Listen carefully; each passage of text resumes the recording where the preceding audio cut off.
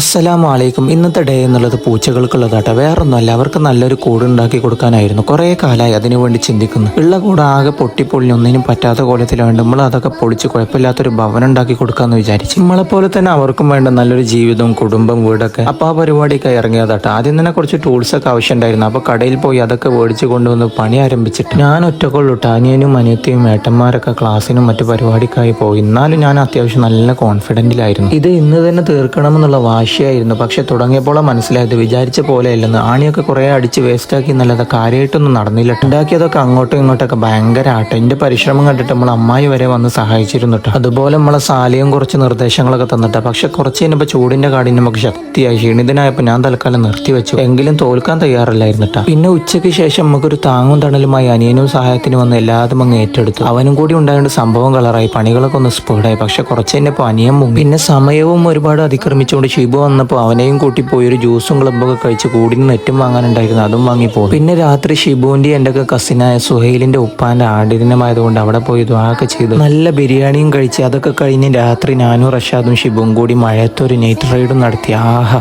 അപ്പം എന്നാ ശരി, മഅസ്സലാമ.